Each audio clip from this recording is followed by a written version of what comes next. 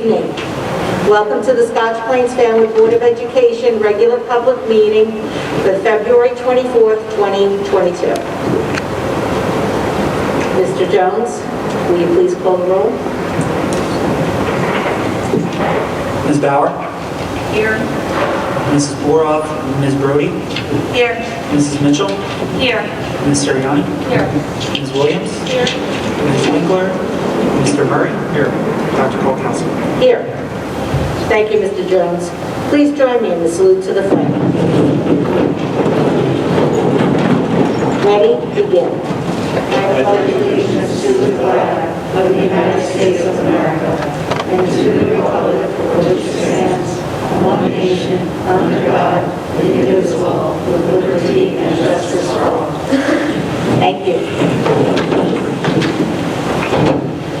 Prior to coming out here in public, we had our executive session. During executive session, we discussed the following items. We were introduced to the Director of Counseling, Health, and Wellness. We had a hip review, suspension and detention report, legal status report, personnel. Dr. Mass, do you have a superintendent's report this evening? Yes, I do, Dr. Kolkowski.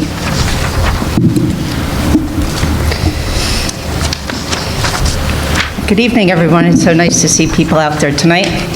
We have been on a very positive trajectory, and it can be seen on the state Cali map. We have watched our region move from red to orange and now to yellow.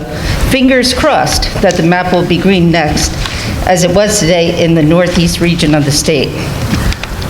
We started the school year strong and have gotten stronger as a community along the way. Even when the Omicron spike was at its SPF stayed open and other districts were not able to. Our case rates in districts are very low. The transmission rate is less than 1, and the amount of people in our community who had COVID over the winter break was very high, providing additional immunity. Also, an important indicator is the vaccination rate and the booster rate for those who are eligible. We continue to post vaccination clinics on our Twitter and Facebook accounts, and we encourage people to take advantage of that. We know how important it is for our students and our community to continue to move towards normalcy. It has been a challenging 2 years, and our students need us to continue to do what we can for kids to experience school as usual.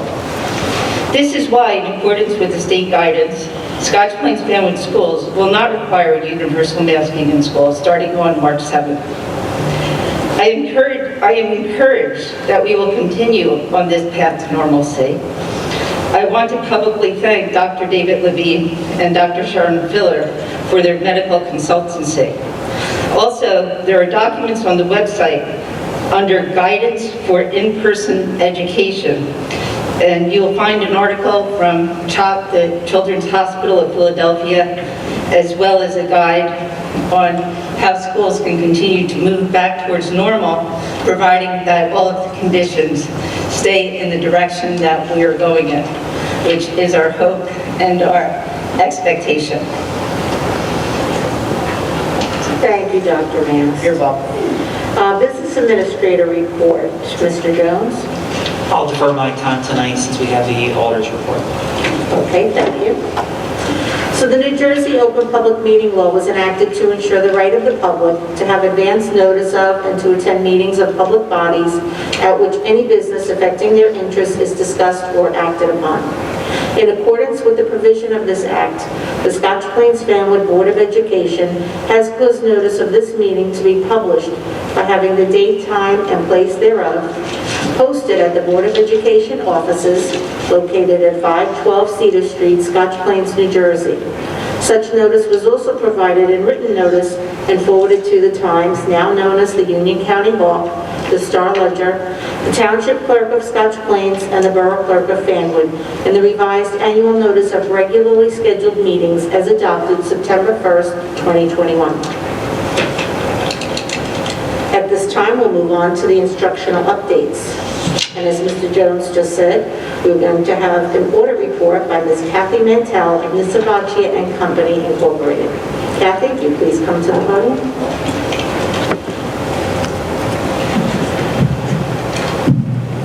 Good evening, everyone. Such a pleasure to be here tonight. Please don't be offended by my coat. I'm kind of cold.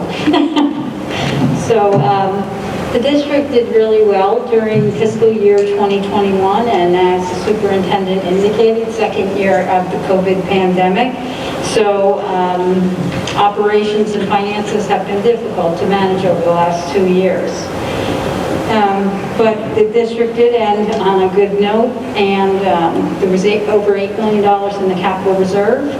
At the end of the year, there was $1.7 million in maintenance reserve at the end of the year, and they can be utilized to finance the district's capital and maintenance needs. During the year, there was a Government Accounting Standards Board statement, GASB 84, that required the student activity funds and all the funds, payroll agency that were previously reported in fiduciary funds are now included in the district's general and special revenue funds. So you'll see that this year included in the general fund is unemployment balance in the unemployment account and also the payroll deductions payable that were owed as of June 30th. In addition to that, the DOE passed a law stating that districts could maintain up to 4% of unassigned fund balance, and then when the calculation came out late in the summer, it actually forced districts to go to the 4%. But the calculation is mathematical, and so when you put something in one place, it affects the other place. And so what happened is the district doesn't have excess surplus per se this year, but there is an increase in the unreserved fund balance at the end of the year. And again, the biggest impetus for being able to rebuild fund balance is from spending or reductions in spending. And so as the budgets get more difficult to manage, it's going to be harder to regenerate that surplus. So at the end of the year, the district had $6 million of unreserved fund balance, and half of that was from the extraordinary aid. And I just want to remind the board that the extraordinary aid award last year was a lot higher than it had been in previous years. So if that continues, that's a good thing. If it doesn't, it will, cause just, some balancing in terms of financing. But I'm here to say that the finances are strong. And I'm not really sure where you're heading with, hopefully, a new year, not in a pandemic situation. So with that, another one of the funds that I talk about when I discuss the audit with districts is the food service fund, because when the pandemic began, that became a very big concern. And so the district has been feeding all students, and the net position in the food service fund had decreased, but the district had money in reserve prior to the pandemic, which a lot of school districts didn't have. So the retained earnings in food service went from $404,000 to $289,000. It's not bad, it's not alarming. Had conversations with administration to talk about how it's going this year, and it will decrease, but the tide is starting to change, and I think Christopher indicated today that he expects that there will be some recoveries in the last quarter of the year. So doesn't expect any board contribution, and so that's another good thing. In terms of the long-term liabilities of the district, the debt ratio is very, very low. You have very little in debt. And the biggest liabilities are associated with GASB 68 and 75. So 7 years ago, districts were required to report the pension liability for PERS, and just 3 years ago, the post-employment benefit obligation. And I remind districts every year that those are very long-term liabilities and that you shouldn't be alarmed by those numbers. And what happens is districts are billed annually for their contribution for pension and for post-employment benefits, and so it's not something that the district is going to have to finance from their own resources. That's an overview of the financial end. Wanted to say that we came in to do the audit in July, and the staff in the business office had changed, and so there are no audit recommendations from last year, and I observed that the transition in the summer months were very, very good. And as an auditor for many school districts, I think the key to success is having good communication, and I think we've established that rapport. There's a lot of good communication to us to ensure that we are looking out for the needs of the district financially. So happy to report that. And one last comment is that another thing is in this audit book that's almost 200 pages, is that it's a financial statement audit, making sure that the financial statements are stated accurately, but it's also a compliance audit with NJDOE regulations, and there are many. And in addition to that, Scotch Plains expends over $750,000 in federal and state grants, so you're subject to a single audit, which is additional compliance procedures. And to come out of that with no audit comments and recommendations is truly remarkable. So I commend the district and its administration for the good job that you do. If anybody has any questions, we'd be happy to answer. Does anybody have any questions for Kathy? Just that we're very proud. Speak into the mic, please. Just that we're very proud of our business office, and thanks to our previous business administrator and our current new business administrator as well. So thank you very much. Thank you, Mrs. Brown. Other comments or questions? Seeing none, thank you so much, Kathy. We appreciate your hard work and appreciate you working with us. Thank you. Thanks. Take care.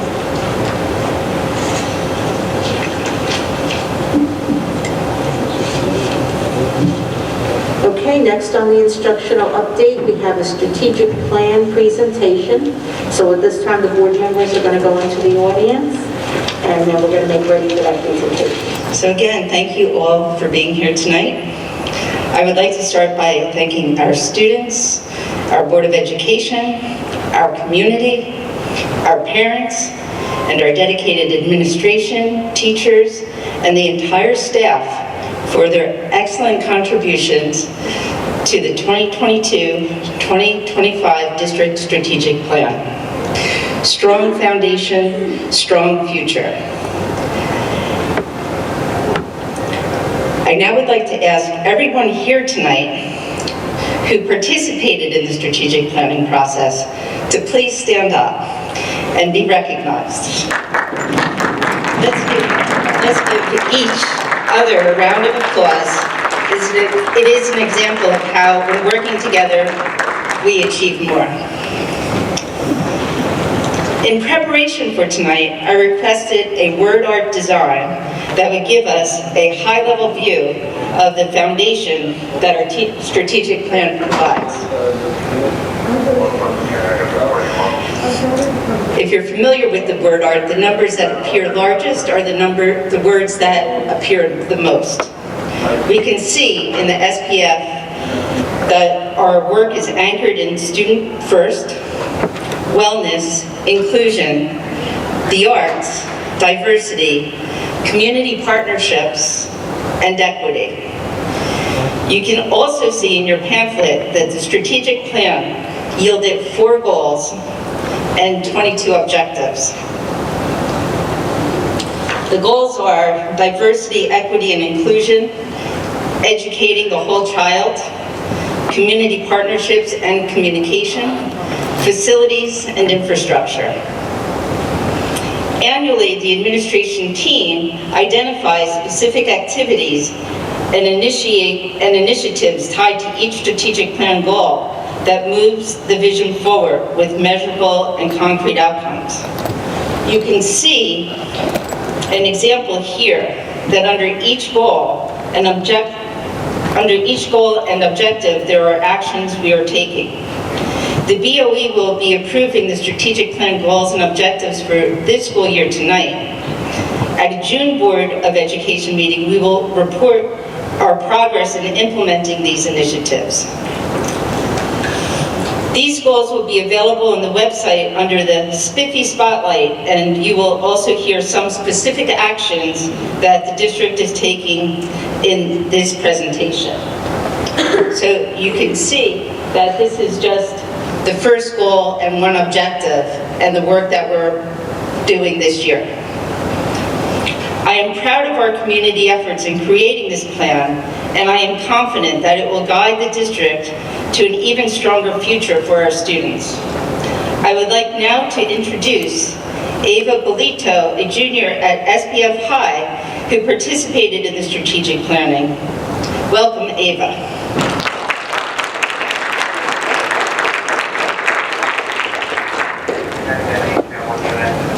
Good evening, everyone. I am Ava Bolito, a junior here at Spfboe High School. I would like to begin by extending my gratitude to Superintendent Dr. Mast and Assistant Superintendent Dr. McGarry for the opportunity to speak tonight and participate in the strategic plan. I am eternally grateful to have an administration that promotes student involvement and voice. Back in September, I was first asked to participate in the strategic planning committee due to my involvement in student council. I'm the junior class treasurer.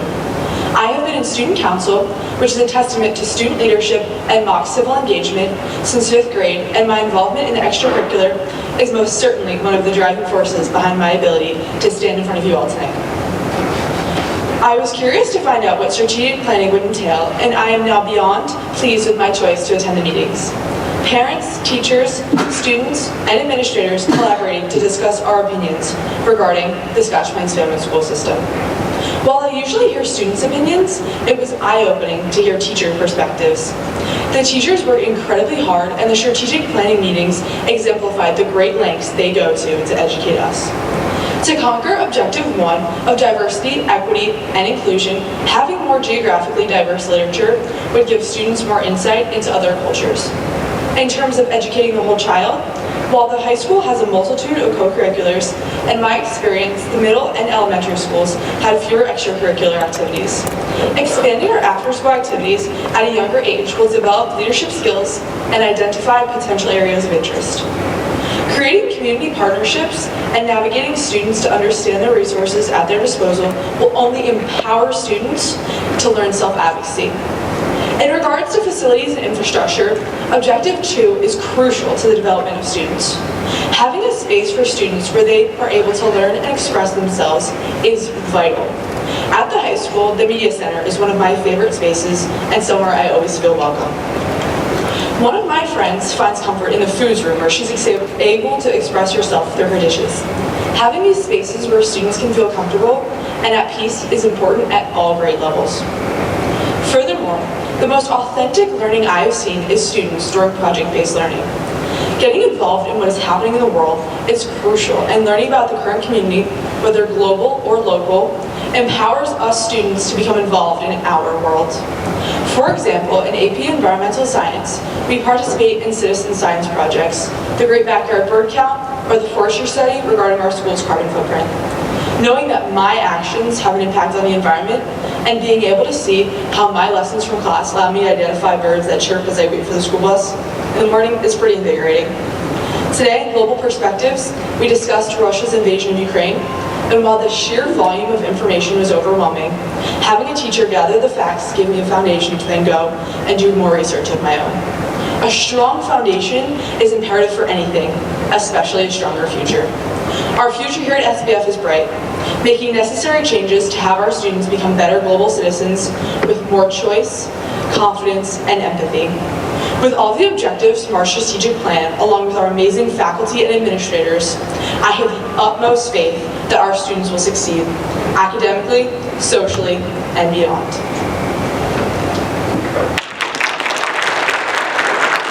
I would now like to introduce Assistant Superintendent Dr. McGarry.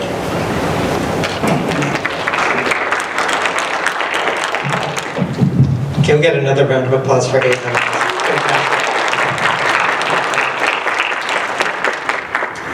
So we are truly proud that through the identification of this first goal, our community recognizes the strong foundational efforts related to diversity, equity, and inclusion in which we have engaged.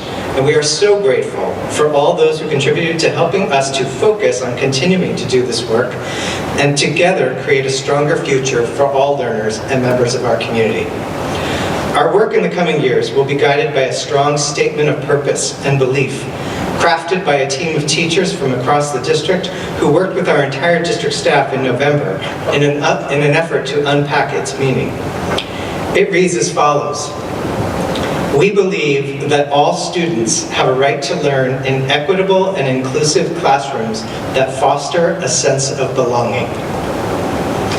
Equitable and inclusive classrooms are places where each student's identity is affirmed through the physical environment, interactions and relationships among students and teachers, the curriculum, resources and materials, and the methods of instruction. This statement goes on to describe our vision for our schools and classrooms by stating, in equitable and inclusive classrooms, ample mirrors and windows are provided for all students so that they can learn about themselves and others, celebrate the ways that diversity contributes to our society, and forge connections based on the universal needs and desires of all human beings.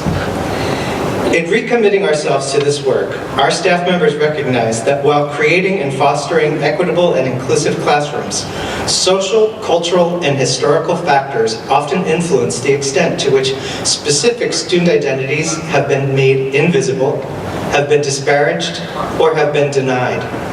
As such, equity demands that a concerted effort be made to incorporate explicit instruction on topics that recognize and affirm the identities and experiences of marginalized people. The community, in crafting this plan, has charged us to increase culturally relevant instruction and curriculum, which we have continued to do this year and will continue to do through professional development, audits of our curriculum and library collections, revisions to these and additions to our collections, and public education around the statement of purpose and belief. Other objectives related to this goal include increasing opportunities for students of color, students with special needs, English language learners, and students in other marginalized groups, such as those who may identify as LGBTQ+. This work begins this year with student voice and with a re-examination of processes that should provide access for all. Related to this, we will focus on empowering students to learn and practice self-advocacy skills through comprehensive SEL programs and by identifying the ways in which all students can access leadership positions and experience project-based learning focused on social justice throughout the curriculum and in our co-curricular programs. While much of what we are doing and will do to achieve this goal over time is focused on increasing equity in terms of the opportunities we provide our students to learn and grow in the kinds of classrooms described by our statement of purpose and belief, we know ourselves and we appreciate that the community has identified developing a racially diverse staff as critical to the success of this goal. Employing a diverse staff to work with students has long been cited as crucial to improving student performance, especially among Black and Latinx youth. Studies show all students benefit when they have access to teachers of color, but this is especially true for minority children. They have better academic performance, improved graduation rates, and are more likely to attend college when taught by teachers of color. This is why an important part of the strategy related to this goal is around increasing diverse education staffing. Mr. Patuco, our Director of Human Resources, is going to describe the actions we are taking and will continue to take related to this objective.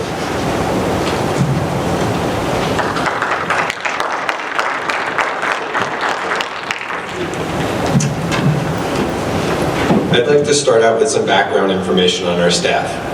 The district employs 865 staff members. 62% of our staff consists of instructional and educational service professionals and personnel who provide direct services to our students. 74% of these staff members hold master's degrees or higher in their field of study or educational concentrations. The remainder of our staff provide essential administrative, supervisory, operational, and support services that are necessary to effectively and efficiently operate our school district.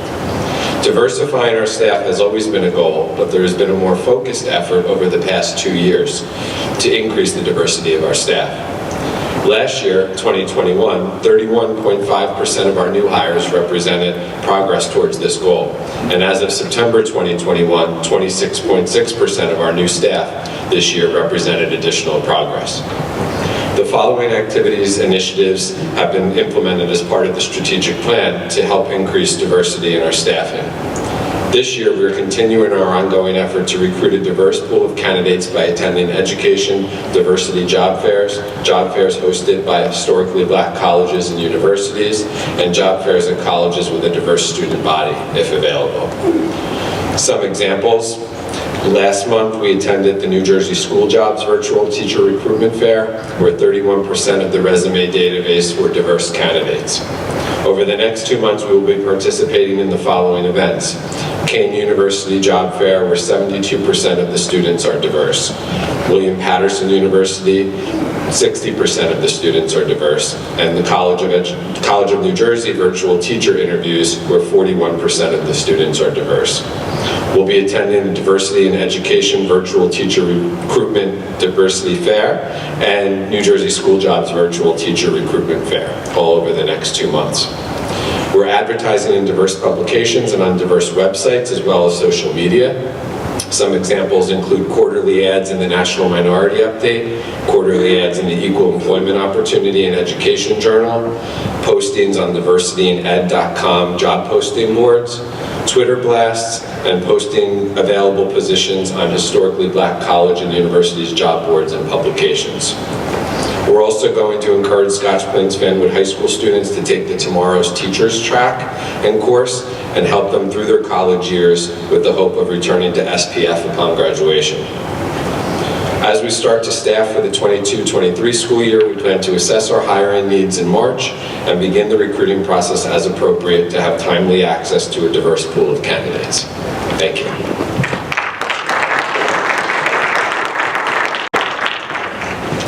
Thank you, Peter. Again, we want to thank all those who contributed to the identification of this goal and the related objectives that are certain to lead us towards achieving it. We look forward to the continued partnerships with many who are here in the room tonight, who we know will help us to reach these goals.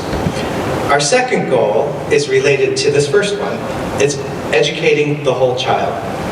Our goal here is to engage students academically, socially, and emotionally to be resilient, creative, critical thinkers through authentic learning experiences so that they feel validated, self-aware, and interconnected and can approach the world's challenges with empathy and passion. The Learning Policy Institute suggests that a whole child education prioritizes the full scope of a child's developmental needs as a way to advance educational equity and ensure that every child reaches their fullest potential. Given this definition, it is easy to see how these first two goals complement each other quite well. A core objective that, again, will build upon an already strong foundation is related to social and emotional learning. The pandemic has required us to be very intentional in regards to SEL and resilience. As such, we have already started to build our toolkit by piloting programs such as Second Step and by continuing to implement the Ruler program and other lesson series in our schools. The creation of a unit within the district and a leadership position to oversee counseling, health, and wellness is a significant step in leading our whole child work. Another aspect of this work will be to assess the extent to which our clubs and activities serve our diverse student population. Here again, student voices will be integral to our success. Our students and community members have also expressed the need for an increase in authentic and more personalized learning experiences, especially in the areas included in the acronym STEAM. Our administrative team, in contemplating moving forward on this objective, has spoken a great deal about the resource of time. As such, we will be examining how we use time across all grade levels and content areas, as well as looking to how our schedules can help us achieve this objective, as well as the objective of students exploring multiple pathways to success, and tapping into and learning how to navigate local resources to advance their learning and promote their passions. Our arts integration work and work on integrating career readiness, life literacies, and key skills will continue to be central to our whole child efforts, while also supporting our efforts to achieve the objective of designing learning experiences to develop students to be critical consumers of information, to make well-informed decisions, and consider multiple perspectives in the decision-making process. This goal calls on us to focus on student health, safety, engagement, support, and challenge, significant contributors to leading our students to feeling validated, self-aware, and interconnected, as our goal states. To discuss Goal 3, it's a pleasure to turn things back over to Dr. Mast.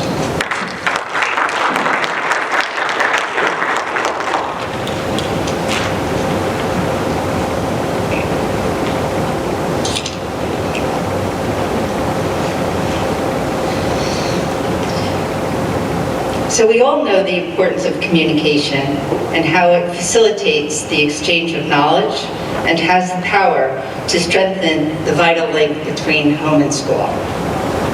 Effective communication came through loud and clear as a community priority.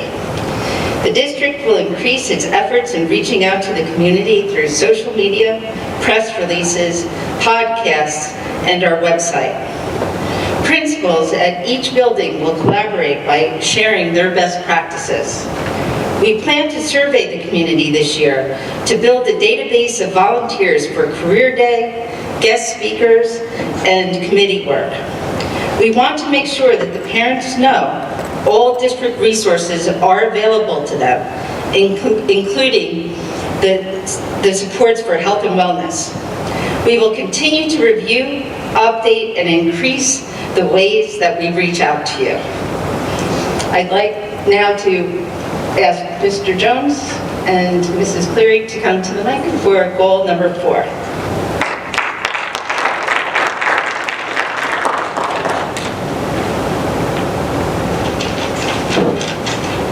Good evening. I'm Jean Cleary, and I'm the Director of Operations and Special Projects. And my focus has been on Objective 1 and 2 under Strategic Goal 4, Facilities and Infrastructure. For Objective 1, to maintain and upgrade the facilities through green and sustainable solutions. To do this, we've obtained data from our architectural and engineering consultants. We have a new district-wide facility condition assessment, which adds to the data points that are available to us to drive changes to our preventive maintenance schedules and protocols concerning our roofs, building skins, and mechanical systems, including our HVAC. We review, analyze, and reevaluate current practices and recommend changes as necessary to ensure that we are meeting the objectives. For example, does our current climate control vendor continue to provide us with savings in energy efficiency we expect? We identify how we are in compliance versus identifying what our current best practice is so that we can take it even further. And presently we are including energy efficient lighting and green label products. Under Objective 2, creating innovative spaces to promote learning that prepare children for their future and education of the whole child. The data that we're collecting has been through our capacity study and demographic studies that we're reviewing, and we're focused on meeting the identified goals efficiently and holistically. We had an opportunity, for instance, to upgrade the high school media center after sustaining some damage due to Hurricane Ida. And we used that opportunity to extend our LED lighting in there and to make some changes to layout, which will provide students a better, more modern space. Additionally, we added in the LEDs to the affected guidance offices that also sustained some damage, which directly impacts students who use those services. We coordinate and plan with administration always to ensure that the spaces reflect program needs and are environmentally sound and aesthetically pleasing. So now I'd like to introduce our Business Administrator, Christopher Jones.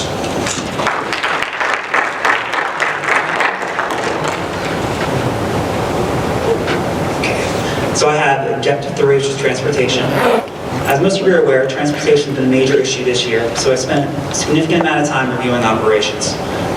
Despite the bus driver shortage, we did not shut down any bus routes as was done in other districts.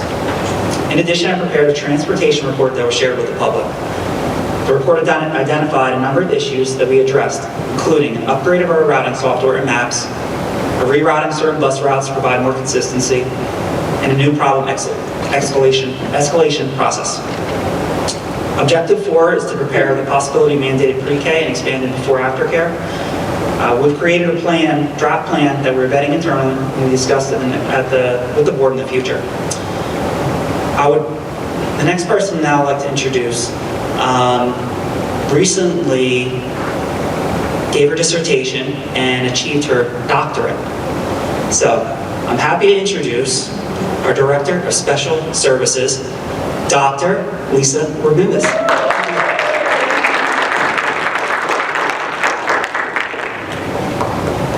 Thank you, Mr. Jones.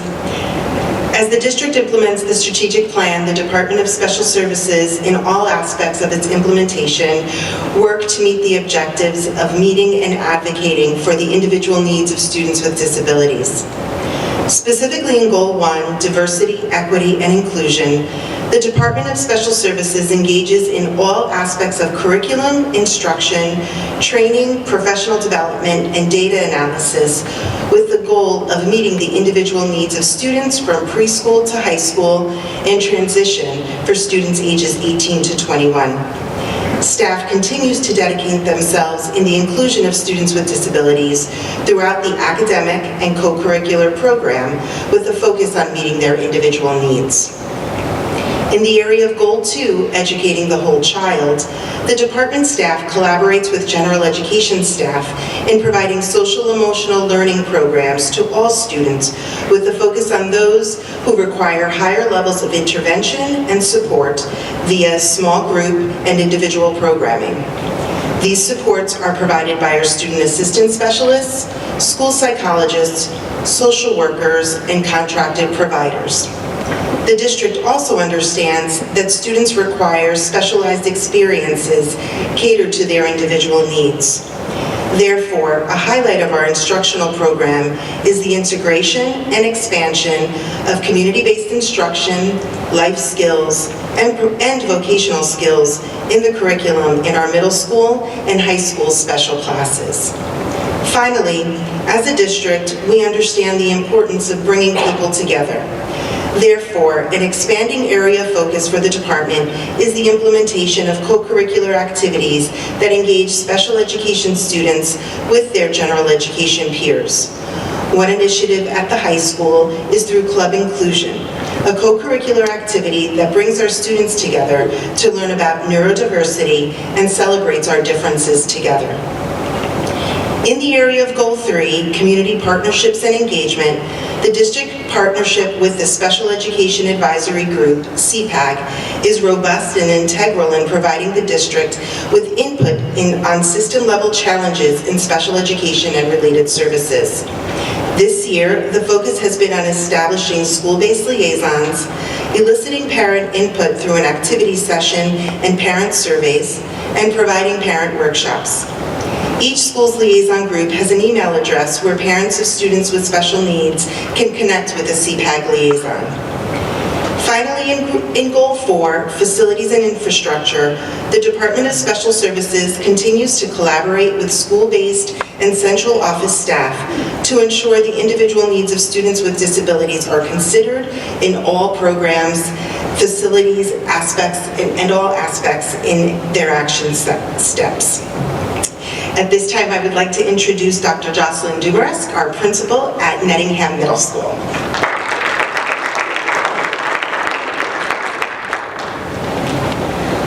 Thank you to Dr. Mask, Dr. McGarry, and the Board of Ed for taking on this ambitious strategic planning endeavor. I'm excited to share what these ideas could mean for our students and staff in their day-to-day academic and professional lives.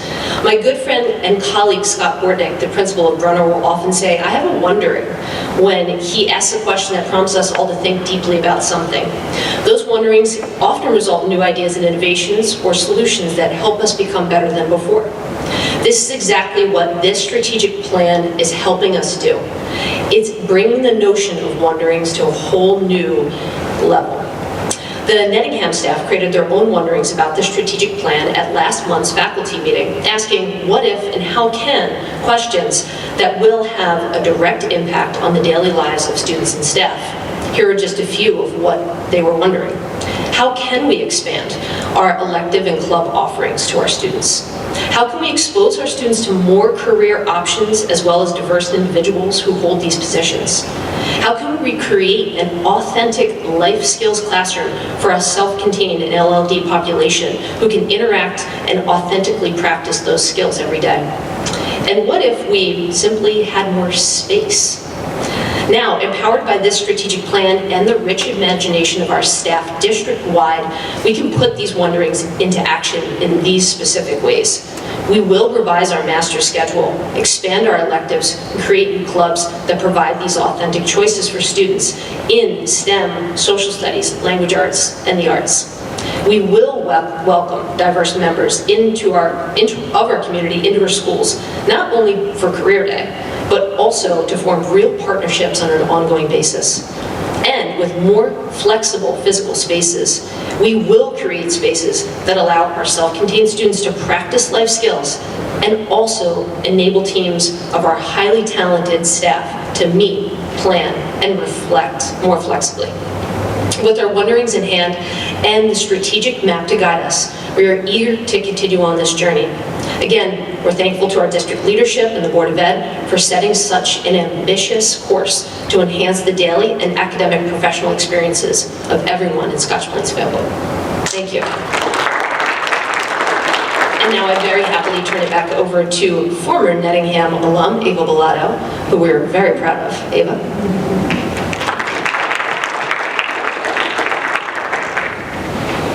Thank you very much to everyone who's involved in creating the strategic plan, and thank you all for coming tonight to hear about it. We look forward to seeing you guys again in June to update you on our progress on the strategic plan. Thank you and have a good night.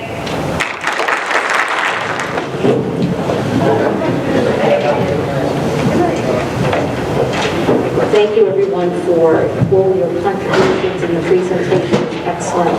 If any of the board members have any questions or comments?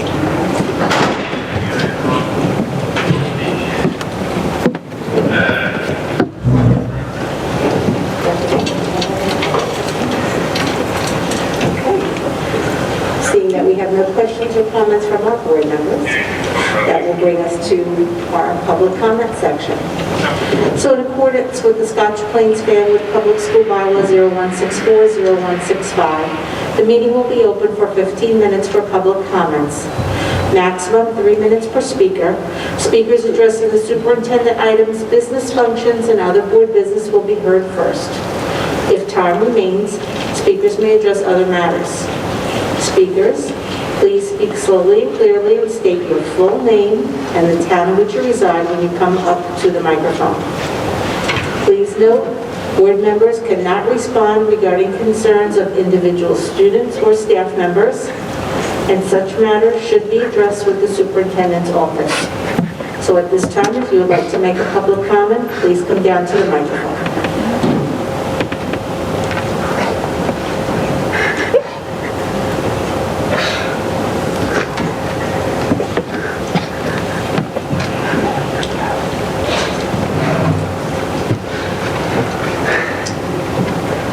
John Denning, Scotch Plains. I must preface my remarks by stating that as a matter of fact, we have many excellent teachers here at SPF who care deeply about their children and teach them professionally. I regret that my children will not experience them.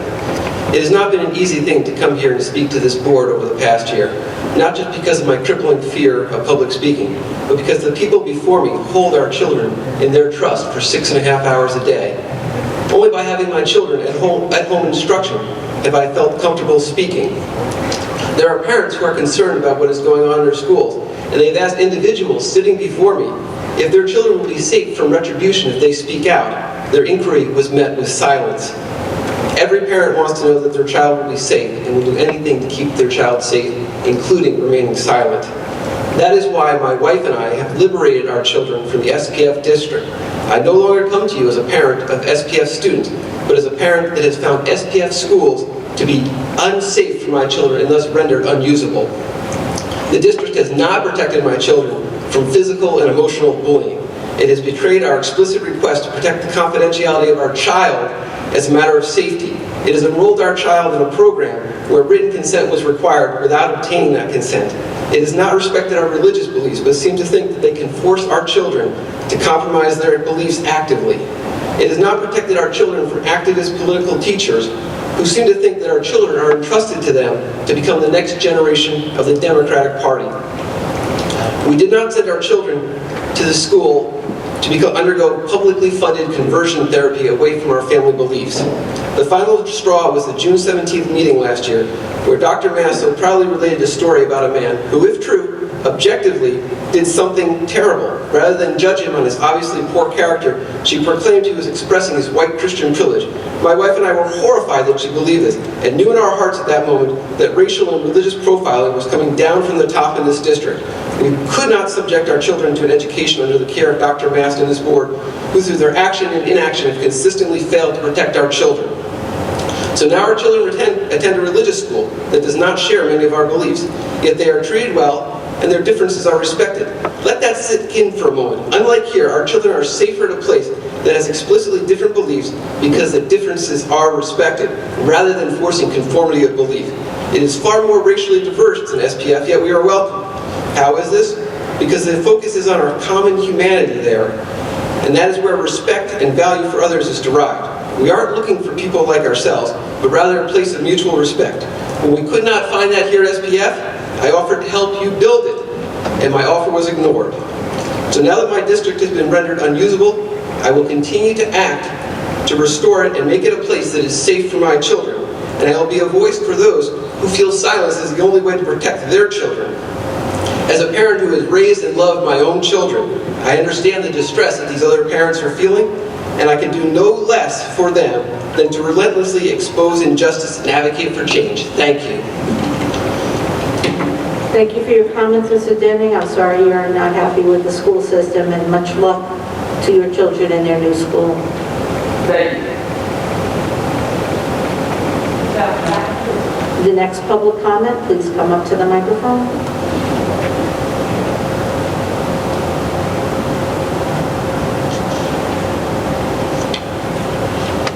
Is there any other public comment at this time? There will be another opportunity later in the meeting.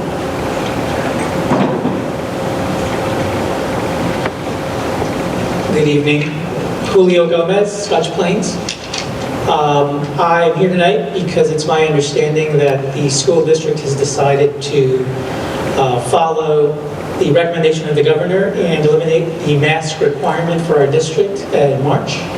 My understanding is that that decision has already been made, and I'm here to express my approval and support to the board for making that decision. I think it's the right choice. I don't believe that these masks have had the effect intended, and I believe that it is in the best interest of our children that they stop wearing them, and I support you, and I'm proud that you've made that determination. Thank you very much. Thank you for your comments, Mr. Gomez. I can't wait for the mask to come off either, and as soon as the governor gives the word, they will be off. Thank you for your comment.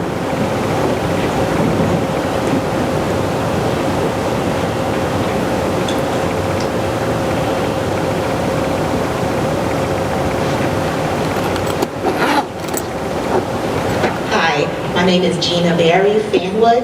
Thank you. I really just wanted to come up and say thank you, Dr. Mass, thank you, Dr. McGarry, thank you to all of the board for getting this strategic plan done, completed, and making sure that diversity, inclusion, equity is #1 goal, because it is important to many of us, maybe not all, but it is very, very important for the kids to understand that differences, different culture is important to understand each other, and that's how the country will really just be a better place to live. So thank you so much for everything that you're doing. We may not always agree, but I do respect all the work that you're doing and the hard work you put in. Thank you. Thank you for your comments, Ms. Berry. Are there any other public comments at this time? Seeing no one, then we'll close this portion of the meeting and move on. There will be another opportunity later in the meeting. Moving on to committee reports. Do we have any committee reports? Mr. Murray. We had a facilities committee meeting last evening. Touched on just a few items that are up for tonight for approval.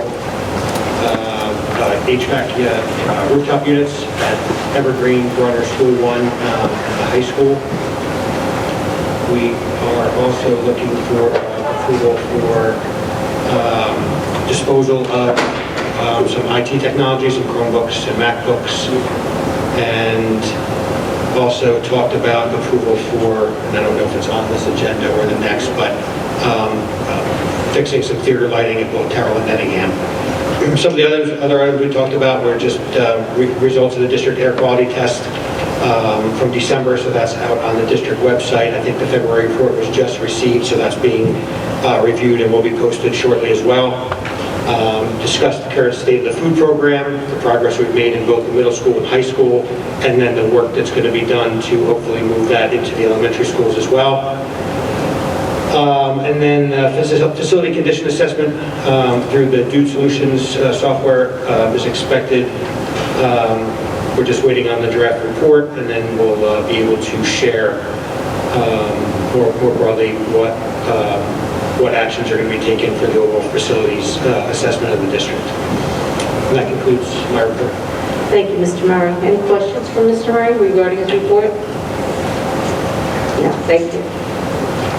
Any other reports? Mrs. Brody? I have two. Please do them. Community relations. We received an update on the strategic plan goal number 3, community partnership. I'm sorry. Is this better? Yes. Okay. We received an update on the strategic plan goal number 3, community partnerships and engagement. We discussed some high-level points between us all. We each reviewed on our own and made comments to Dr. Mast. We also viewed and proposed a new district logo for website, email, letterhead, and newsletter. And we each made suggestions that Dr. Mast will take back to Laura Bishop Consultant. That's that one. Can I do finance one too? Go right ahead. Okay. Mr. Jones gave us a high-level review of the preliminary budget with focus on areas of cost increases.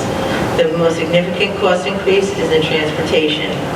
He and James are exploring ways to mitigate some of the increases. These will be explored after the budget is submitted to the county. There's not enough time to mitigate all the increases right now. And it will be submitted to the county after the governor's budget address on March 8th. We will receive final figures from this state on March 10th. The many anticipated cost increases, such as transportation, medical benefits, and utilities, will cause us to use reserve funds for next year. And this figure will be determined when the state figures are released. And that's it. Thank you, Mrs. Brody. Any questions from Mrs. Brody? Thank you. Thank you. Any other reports? Mrs. Soriano?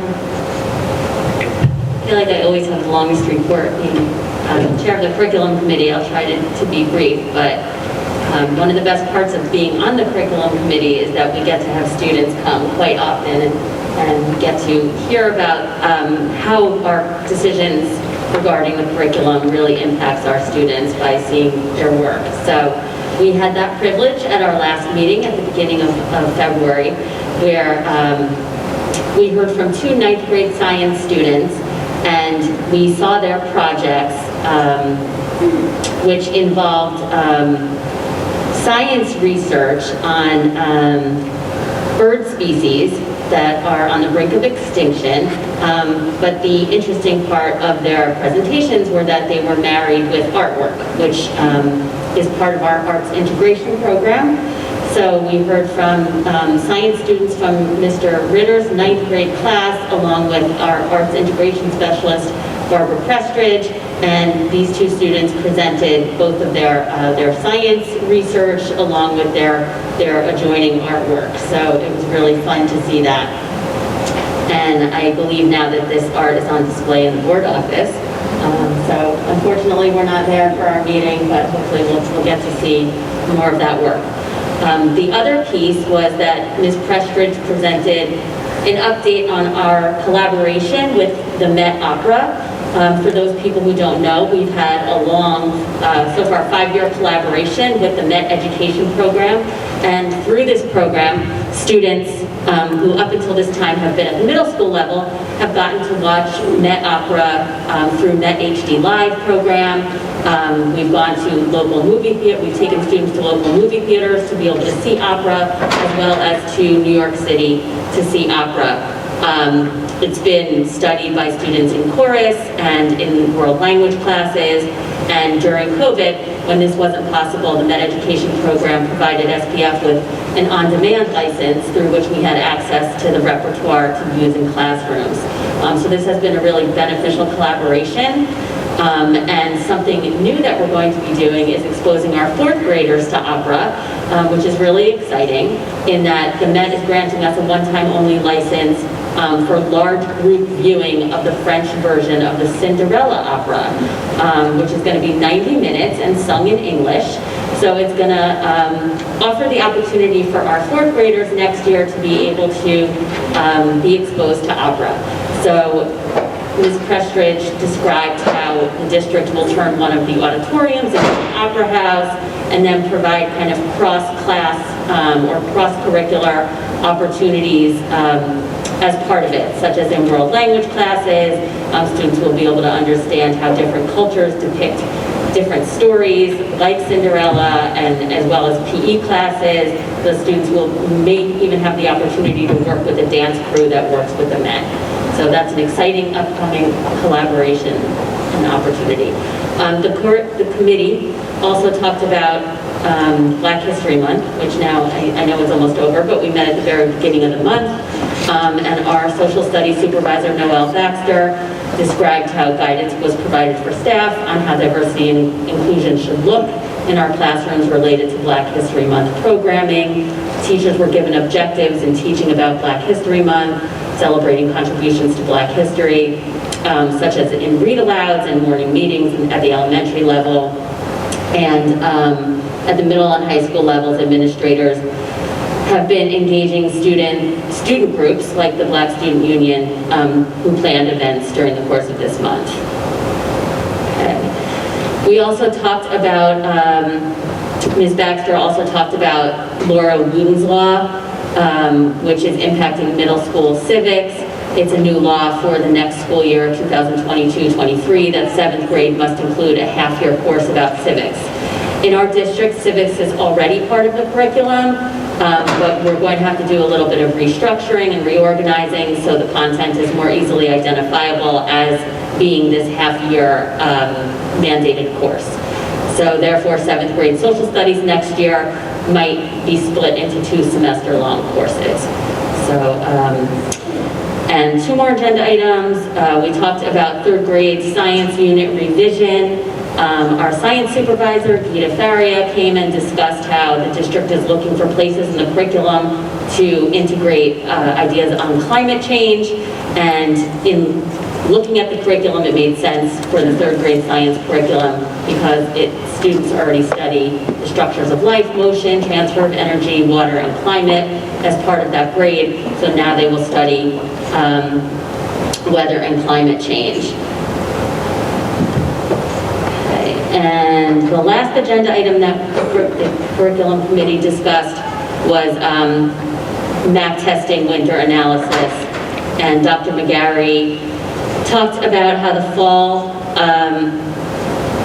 how the data is being assessed, and it's going to help support teachers in making decisions of which students might need to catch up, keep up, or move up, and interventions that they might put into place based on the MAP data. And our next meeting is March 1st. Thank you, Mrs. Soriano. Are there any questions? Mrs. Seriani, did you say that the opera was for 4th grade or 3rd grade? I said 4. Because I think it has since been switched to 3rd because that's where they learn about fairy tales. Oh. Okay. Thank you. Any other questions or comments? Thank you, Ms. Soriani. Are there any other committee reports at this time? Seeing none, I will move on to letters to the board. A total of 8 letters and emails were received from the public, and the appropriate administrator has responded.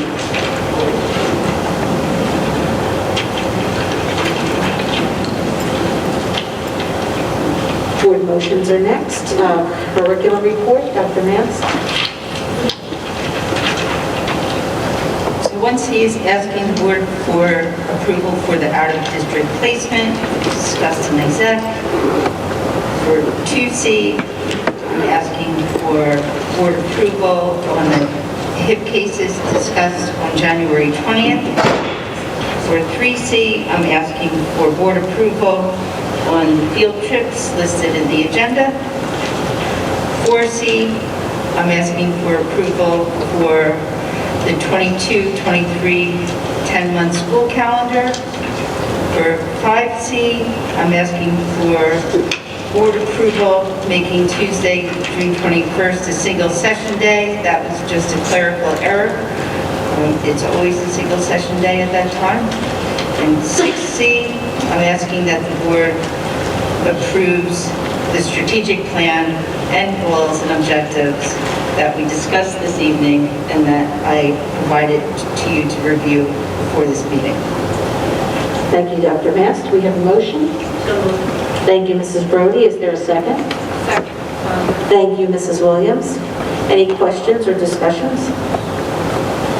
All those in favor? Aye. Any opposed? Any abstaining? Motion carries. Thank you, Dr. Mast. Personnel report, Dr. Mast.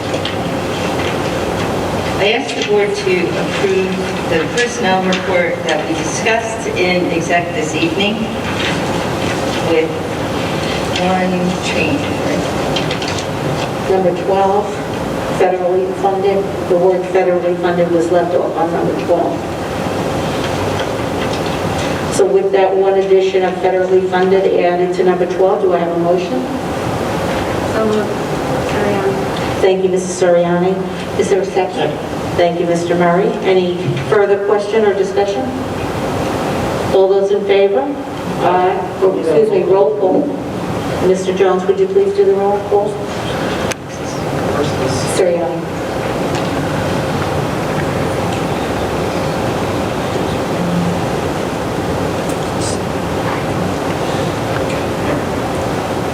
Ms. Sirianni? Yes. Mr. Murray? Yes. Ms. Bauer? Yes. Ms. Brody? Yes. Mrs. Mitchell? Yes. Ms. Williams? Yes. Dr. Kolkowski? Yes. Motion carries. Thank you, Mr. Jones. Thank you, Dr. Mast. And Mr. Jones, when you're ready, business report, please. So number 1 is staff training. Number 2 is related services. Number 3 is flood insurance that we typically renew in October, but we're doing a short-term policy in order to align with our other insurance, so they're all on a full fiscal year. So we approve them all at the same time, instead of having just one lone insurance policy out there. Number 4, acceptance of a grant. Number 5 is a special education settlement that we discussed in exec. Number 6 is stipend payments for theater. Number 7 is to auction off surplus equipment. Number 8 is related to compliance. It is anytime we spend over $40,000 with a vendor, we have to get board approval. It's a typical spend that we have with this vendor. Number 9 is similar. It is a compliance, and this is related to our IDA claim, insurance claim. Number 10, additionally, for compliance, this is for our rooftop units, up to 600,000 for these units that we have to get board approval for. Number 11 is to pay for the rooftop units that have capital reserve. Number 12 is security drills. Number 13 is the evacuation drills. Number 14 is for our cooperative bidding through Data. That's for our teacher supplies. They bid out, they do competitive bids for all the supplies we're going to buy. And we pay them a fee to do that, which saves us a significant amount of money. Number 15 is our board secretary's report. Number 16 is our account reconciliations. And number 17 is our bill list. Thank you, Mr. Jones. Do we have a motion for the business items? Thank you, Mrs. Brody. Is there a second? Second. Thank you, Mr. Murray. Any question or discussion? All those in favor? Aye. Any opposed? Any abstaining? Motion carries. Thank you, Mr. Jones. Are there any board policies this evening? No. Any new business? No. Other board business? One OBB, any liaison reports? I have a liaison. Mrs. Bauer, please do. The Garden State Coalition of Schools met yesterday, and it was a very good conversation. The new Senate Education Chair, Ben Capal, was the guest. He's really trying to do a lot of listening about issues. The Senate Education Committee has only met once, and their focus was on teacher shortage.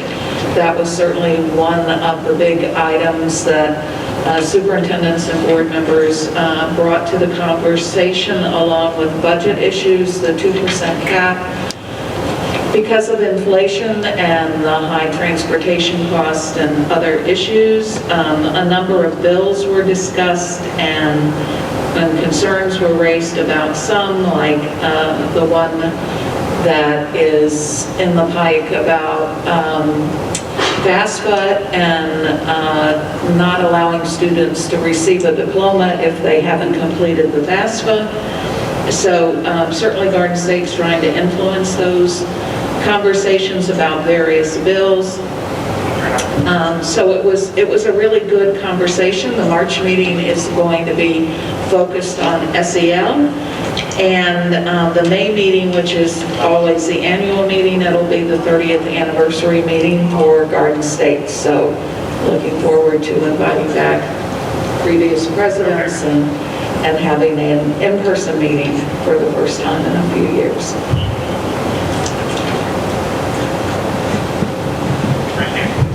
That concludes your report, Mrs. Bauer? Yes. Okay, thank you. Are there any questions for Mrs. Bauer? Thank you, Mrs. Bauer. Are there any other liaison reports?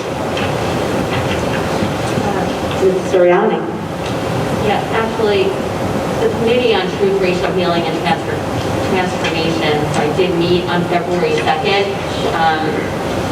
It was a short meeting. There were many members who were not present, so we're going to meet again on March 2nd, so I will give a report after that meeting.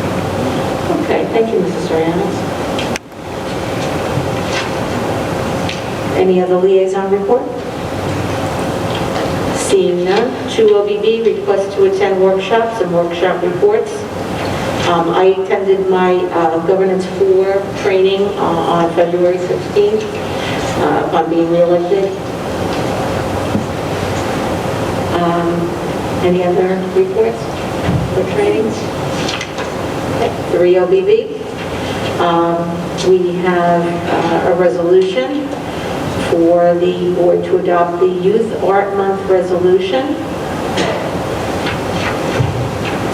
Can I have a motion for the resolution?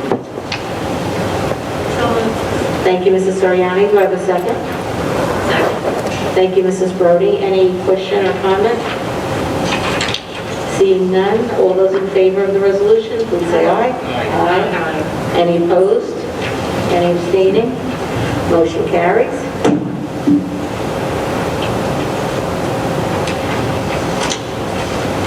And that brings us to the approval of the minutes. We have to approve minutes for January 6th reorg, January 20th, the executive session, and January 20th, the regular public meeting minutes. Can I have a motion? So moved. Thank you, Mr. Murray. Is there a second? Second. Thank you, Mrs. Mitchell.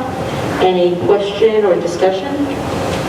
I need to abstain from January 6th, I wasn't there.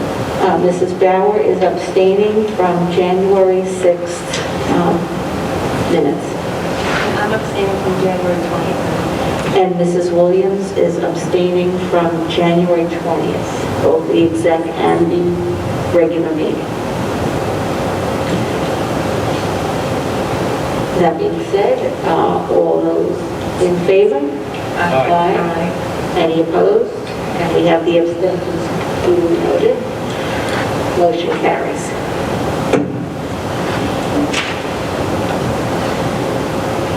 And that brings us to our second public comment portion of the meeting. In accordance with the Scotch Plains Family Public School Bylaw 0164 and 0165, the meeting will be open for 15 minutes for public comment. Maximum 3 minutes per speaker. Speakers addressing superintendent items, business functions, and other board business will be heard first, and if time remains, speakers may address other matters. Speakers, please come to the microphone and speak slowly and clearly to state your full name and the town in which you reside. Please note board members cannot respond regarding concerns with individual students or staff members. Such matters should be addressed with the superintendent's office. And I see we already have someone at the mic. That's great. Please state your name and your town. Amanda Hughes, Scotch Plains. Could you please say that again? Amanda Hughes, Scotch Plains. Thank you, Amanda. Sure. So I also want to thank you for making masks optional. Very, very happy about that, as I'm sure many people are. Hoping I've spoken to my older son about making sure people are not bullied for whatever their choices are. I'm all about choices with everything, so hopefully that happens, and that's made apparent to teachers as well, to make sure there's no bullying happening for any choices going on. Another thing I wanted to just bring up was about school projects or presentations right now. So not for the future, that's great, we're doing the strategic planning for the future, but for right now, I had gotten an email from one of the teachers. I felt very, very out of loop from in middle school right now, for my child who's a student in middle school. She said usually there's the presentations where the parents can come and watch, but right now we can't. So I said, what about live streaming? And they said that's not possible right now. I'm so out of the loop. I would love it if there was some kind of solution for right now if we're not invited to the schools, and not just for the middle schools, but anywhere there's any kind of presentations or displays from this class. It would be great to include us in some way. I know I've asked to be included in a lot of things over the past years, but just from that perspective of presentations, that would be wonderful if we can come up with a solution soon for that. Thank you. That's it. Thank you for your concern, Mrs. Hughes, to want to see your child make a presentation, whether in person or live stream. Thank you. Hi, good evening. Timothy Mayo, Scotch Plains. I just wanted to make a couple thank yous and recommendations. So, Dr. Mass, thank you for removing masks. Basically, same day as the governor made the announcement, I know some districts are still waiting on word what they're going to do on the 7th, so that was prompt. Thank you. Just a recommendation for these forums, I think maybe if you increase public comment time to 5 minutes, it'd be a lot more conducive to public involvement. A lot of people get very nervous when they come up here. Doug, you'd have to cut less people off. I don't think they're going to use 5 minutes, and we don't use all the public comment time. And I'd love to see live streaming and Zoom questioning come back with public engagement in person. It's able to be done. We live streamed a lot of the music events recently, so we could, at bare minimum, live stream this event, but we could also bring back Zoom callers and be more inclusive for parents that cannot, come here, you can hide in the closet and jump on Zoom and ask a question when your kids are trying to go to bed, but you can't really come here when they're trying to go to bed. So just a couple of comments to improve trust and involvement in the community and improve communications. Thanks. Thank you, Mr. Meal. So including a live stream and Zoom at public events so that you can still have questions. Thank you. Dr. Basco, go ahead. So one of the comments that Mrs. Hughes made regarding just the choice that people make with respect to the masks, we do want to do intentional work to make sure that everyone's safe and respected regardless of their choice. And in addition, I'm not sure what project is going on for your son right now at Terrell. If it was the service learning projects, those used to be opened and viewed by the community. So I think we should take a look at that because we are having a lot of open events in our schools, and I would like to know more about that. So let's keep that conversation going. And with Mr. Meal, I do agree that the live streaming is part of our communication plan moving forward. We just want to set up the typical board office with that technology. So we are looking into that. Thank you for those recommendations. Thank you, Dr. Mast. Hi, Laura Melendez, Family. First, I want to say that I echo the live streaming suggestion. I think that is brilliant and should be implemented, so I'm happy to hear that it's coming. First, I want to congratulate you all for your financial audit. It is really nice to hear that you passed with flying colors. Second, I wanted to tell Mrs. Soriani that I have visited school once specifically. I've seen the Black History Month library display is amazing, and it was very, very encouraging to see. The other example that I saw recently in School 1 as well, they had a wonderful selection on the choir. It included an African song, it included sign language. It was wonderful. So I am very excited to see all of that happening. I'm also very happy to see that the strategic plan that was just approved today really reflected the community input. I was here for all 3 days and I saw all of those thoughts really coming forward in your plan. I'm happy but not satisfied. I would really like to see clear goals so we can measure how we are moving the needle forward. And I heard you say that there would be an update in June. I would love to understand what is the goal, how are we measuring progress, and see the progress from June all the way through 2025, not just incremental progress. So with that, I thank you so much for all of the work that you've done. I know it's been really hard, and I know you've just been pulled in a lot of different directions, but I am really, really excited for the future of Scotch Plains and Public Schools. Have a good day.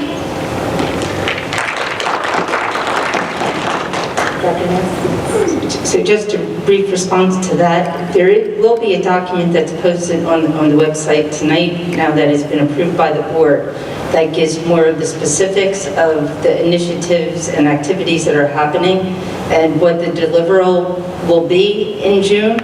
And in addition, Dr. McGarry created a very good template that actually does have the work go for the entire 3 years. We have populated that, and we know also that it's a dynamic process. So we envision the whole 3 years, this first year, and then in June we continue to monitor and adjust. But I do agree with you, and we've had conversations about that, how the measurable outcomes are very important. It has been a long-standing expectation of the board too. Thank you. Thank you, Dr. Mass. Next public comment, please. Hi, Danielle Wildstein, Scotch Plains. Thank you. I just want to start out by saying thank you, Dr. Mast and the board, for keeping schools open, and thank you also for Math Choice. I also want to thank you for the strategic plan and addressing mental and emotional health needs of children. We know that that's critical, especially over the past 2 years. I'm curious, though, what are we doing now to address those deficits with our students, our children? What's being done to identify the needs now? And I know with Dr. Rabimbas, with students who have IEPs, they have the opportunity to have assistance and support for mental or emotional health needs. But what are we doing for those students who don't qualify for an IEP? We either have a 504 or don't have a 504. Are there any support services or funds available? And what are we doing to identify those needs in our students? Thank you. Thank you for your comments, Mrs. Wallenstein.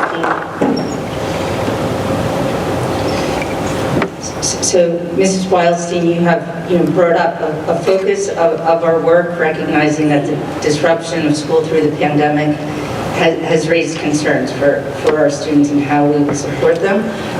Dr. McGarry, can you just comment on some of the assessments that we've been doing in order to customize and meet students where they are to help them move forward? So I don't know if you were speaking about academically or more just mental health, social, emotional health. More mental, and obviously that affects academics, but it's more behavioral health. Right. So, the district has invested a lot in creating a safety net around students and their mental health and mental well-being. So all of our schools now have student assistance specialists or counselors in them. We have a partnership with Rutgers University Behavioral Health Care to provide in-school clinical assistance for students throughout the district, as well as through a program that Dr. Rabimbas brought into the district some time ago that she could talk about as well. So, we've really been increasing things. Tonight, as you heard, the board has appointed a new director of counseling, health, and wellness. And so we're really looking forward to that person bringing eyes and ears and sort of a comprehensive approach to not just mental health, but well-being in general. So there's a lot going on currently. In terms of academics, we're using the math assessment in grades 1 through 8 in both math and reading to identify student needs academically, and looking at that as one data point. Obviously, our teachers are doing assessments all the time in the classroom, so and we're refining what we're doing curricularly in an ongoing basis. So you might not see some of what we're doing, but there's a lot going on behind the scenes. Just to clarify some of the information, the wonderful thing about our district is that if a student is in need, we do try to address their needs within the school, regardless of whether they have an IEP or not. So when I mentioned the small group and individual social skills counseling that happens through our school psychologists, our social workers, and our student assistance specialists, that's for general education and special education students. There's students who have needs, and we're trying to address them. As Dr. McGarry mentioned, we have Rutgers Behavioral Health Clinician who helps us with that initiative as well. And we also have Effective School Solutions in our school, in our middle school at Terrell. They're housed there and here at our high school, and they service students in both general education that are general education students and special education students. So we really try to look at every type of student that requires assistance and give them attention as they're needed. And the one thing that we mentioned during the strategic planning presentation are the social emotional learning opportunities that our students have. through the pilot program of Second Step, and also through Ruler and other social emotional programming that we're doing for all of our students K to 8. So there's a lot of programming that's going on that historically happened, but also with an increased focus now because we entered school during the pandemic, and we know that students need additional supports. Thank you. And I'll have to follow up. I'll send an email to you, Dr. Gary. Thank you. Sure. Okay, thank you. And the next public comment, please. Hi, good evening. I'm Laura Benoit of Scotch Plains. One, I just wanted to say thank you with regard to the strategic plan. You know, seeing it come to fruition, you know, as you talked about, this was something that the community and the district worked hand in hand to put together. And seeing where we were from the last strategic plan to where we are right now, it's very encouraging. And, you know, happy that we've made progress. Yes, we have ways to go, but like these are amazing steps. So thank you for everything that everyone had a hand in playing. The next thing is, I'm really thankful that the opportunity to have in future the BOE meetings on Zoom, because I think it helps a lot of family dynamics so that there can be more attendance and people can understand what's going on within the district. Last but not least, just kind of talking about the food that we provide the children in school. I'm not quite sure when the contract is up, but if we can start to think about that contract and opportunity to give our children maybe healthier food, maybe there's some type of startup program with local businesses where it might be too much of a pull for one company to do it, but maybe if we work together with small businesses within the community and say, this is a plan, this is a goal, this is a budget, how can we work together to create, you know, healthy, tasty food options for our children? That's all I have. Thank you and have a good night. Thank you for those interesting comments.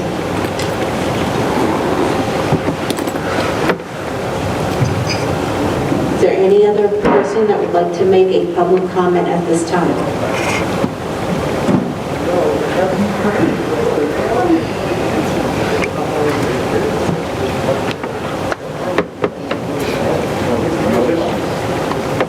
John Denning, Scotch Plains. So I don't like to take without giving as well. I'm not sure what kind of science and math background the people in front of me have. I think, Dr. Mast, you have some from your time upon the Mount. But math and science are intrinsically linked with leading and lagging each other throughout history. Sometimes math developed to explain science, sometimes math advancing and predicting science. And yet we often teach these as separate subjects at the school. It would leave students frustrated that they learn math they can't use, and they learn science that they don't understand the math behind.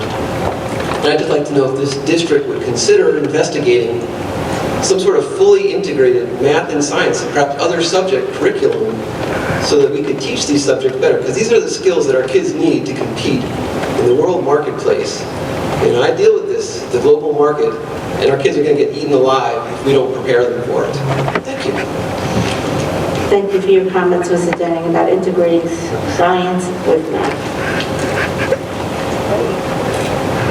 Is there any other public comment at this time? Seeing none, I will close this portion of the meeting. Moving on to upcoming scheduled meetings. On March 3rd, there will be coffee and conversation with the superintendent and members of the Board of Education located at Terrell Middle School, starting at 7:30 p.m. And then on March 10th, the open agenda meeting, location to be determined, public portion starting at 8 p.m. And then March 24th, our regular public meeting. Again, the location is to be determined, but the public portion will start at 8 p.m. Are there any remarks for the good of the order? Mr. Murray? Thank you, Dr. Kukowski. I just want to congratulate the girls basketball team. They did make it to the Union County semifinals.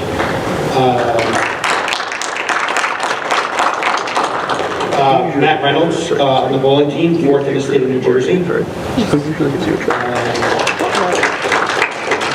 On the winter track side, you've probably seen stories of breaking records. I think we have the top 3 runners in the state. Another great accomplishment. Our wrestling coach hit the 100th win, so Coach Fabiano had his 100th win in wrestling.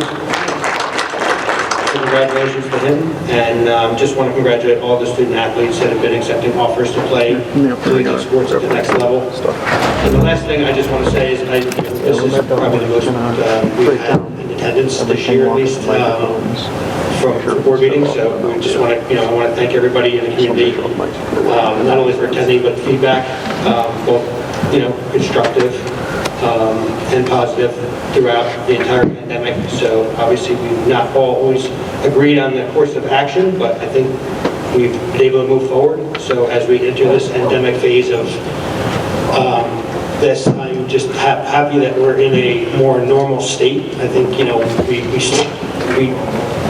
I think we tailored it to end strong, start strong at the end of last year. I think we've continued down that path this year. We've been very consistent. The children have been striving, really thriving, I think, in a lot of categories. And I just, think that as a community, we just continue to come together for the students in this district to make it, as positive as possible. So thank you. Thank you, Mr. Murray. Any other comments for the good of the order? Mrs. Soriani? Mr. Murray talked about sports, so I just want to acknowledge also the moving forward in the music department. I think all of the elementary schools had their fourth grade chorus concerts. I know I was at Phil's concert last night. It was really wonderful to see the entire fourth grade in person performing. All the kids were really excited, and I think Dr. Weatherall acknowledged that I think it had been something like 650 some odd days since the kids had performed live for their, in front of an audience. So it was really something to be celebrated, and I think all of the schools had that opportunity. Thank you, Mrs. Soriani. Any other remarks for the good of the order? Seeing none, then can I have a motion to adjourn? Thank you, Mr. Murray. Is there a second? Second. Thank you, Mrs. Williams. Questions or comments? All those in favor? Aye. Meeting adjourned. Thank you. Motion carries. Good night, everyone.